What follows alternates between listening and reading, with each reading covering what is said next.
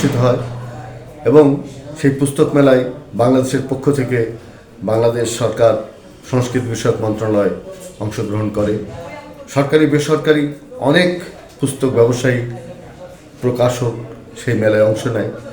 আমরা লেখক কবি সাহিত্যিকরা সেখানে যাই, মত বিনিময় করি পশ্চিমবঙ্গের এবং সারা বিশ্বের লেখকদের সঙ্গে।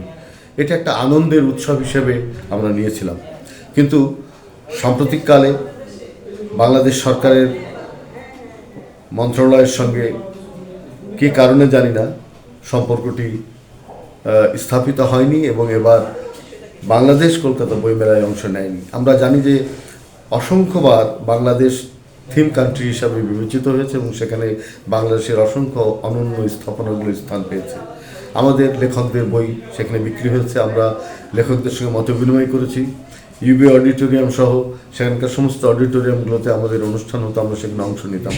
কিন্তু এবার দুর্ভাগ্যজনকভাবে অন্তর্বর্তীকালীন সরকার প্রতিষ্ঠা হওয়ার পর আমাদের সেই উপস্থিতিটি এবার হয়নি। আমরা মনে করি যে কলকাতা পুস্তক মেলায় গিল্ডের সঙ্গে যারা যুক্ত, বিশেষ করে ত্রিদীপ চট্টোপাধ্যায়, যিনি কলকাতা পুস্তক মেলার সভাপতি, তিনি যদি উদ্যোগ নেন তাহলে এই শীতল সম্পর্কটি আবার উষ্ণতায় রূপ নিতে পারে এবং প্রতি বছর যেভাবে বাংলাদেশ কলকাতা পুস্তক মেলায় অংশ নেয় সেভাবে অংশ নিতে পারে। আমরা মনে করি আমাদের যে 21-এর বই মেলা আছে সেখানেও পশ্চিমবঙ্গের লেখক সাহিত্যিকরা আসবে, তারা আমাদের বই পড়বে, আমরা তাদের বই পড়ব।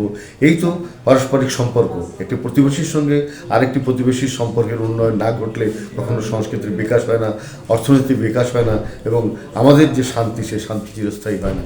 আমরা মনে করি এই লেখক, পাঠক এবং পুস্তকের ভেতর দিয়ে একটা জ্ঞানরাজ্য প্রতিষ্ঠিত হবে, সেখানে ভালোবাসা, সেখানে আমাদের পরস্পর সৌহার্দ্যমূলক সম্পর্ক প্রতিষ্ঠিত হবে এবং কলকাতা পুস্তক মেলায় আবারও বাংলাদেশ সগর্বে সেখানে গিয়ে প্যাভিলিয়ন, বিভিন্ন স্টল দিয়ে আমাদের বই উপস্থাপনের সুযোগ পাবে।